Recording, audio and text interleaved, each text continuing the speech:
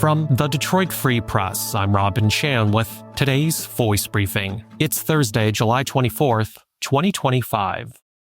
For the Detroit Free Press, I'm Eric D. Lawrence. Bill McCubbin opened his Ford dealership in Madison, Indiana in April 1961. More than 60 years later, McCubbin, at 102, is no longer selling Fords, but he still has a keen interest in the company's cars. This week, McCubbin had a chance to see some of the rarest vehicles in Ford's collection. McCubbin and members of his family came to the company's world headquarters in Dearborn on Monday, July 21st, to see some of the special vehicles in Ford Motor Company's Heritage Fleet, a project designed to inspire Ford employees. Hundreds of vehicles are in the fleet, but only a portion are on display at the headquarters. Those include the 10 millionth Ford Mustang produced. It was built at the Flat Rock Assembly Plant, and the 1999 Ford Thunderbird concept, as well as various iterations of the company's famed GT supercars. McCubbin's opportunity to view the cars was also a rare one, as the fleet isn't open to the public, although some groups and clubs with a connection to Ford vehicles will get similar opportunities. He says he most enjoyed seeing the various concept vehicles in the collection. McCubbin, a Navy veteran who served in the Pacific in World War II, isn't slowing down himself. He tells the Free Press he still walks a mile a day on a treadmill. He also says he's never been a heavy eater, although he does confess to a fondness for butter on the apple pies his mother and his wife would bake.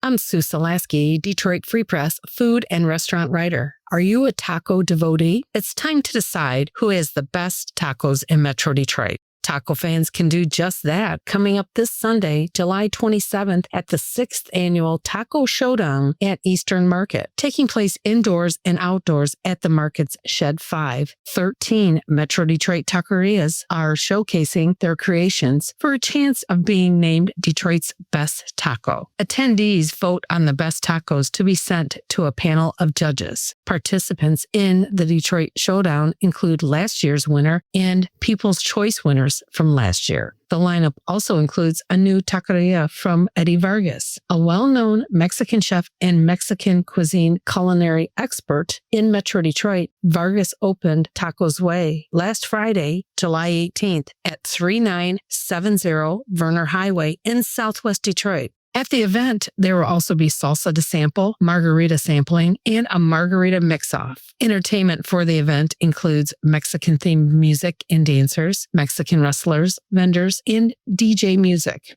General admission and VIP tickets are still available for the event presented by Dine Drink Detroit. More than 1,000 people are expected at the event. VIPs receive early admission at 11 a.m. and general admission begins at 1 p.m. Designated driver tickets are also available. Ticket holders also receive a voting card to nominate top tacos and margaritas. There's a cash bar with beer, wine, and liquor. For information and tickets, go to tacoshowdown.com. Hey there, everybody. This is Omari Sanko for the second Pistons beat writer for the Detroit Free Press. On this week's episode of our podcast, The Pistons Post, Bryce Simon and I reviewed the Pistons in Summer League, including performances by Ron Holland and Dennis Jenkins. Here's a quick snippet of our conversation. Let's start with the rookie this season, second-round pick, Chaz Lanier, and his play. I will give the quick stats, just the box score numbers, and then I'll let you talk. He played all 5 games, almost 24 minutes a game, little over 10 points on 34, didn't attempt a single free throw in Summer League. That's kind of funny. A little under 2 rebounds, a little over 2 assists, 1.2 stocks, half a turnover.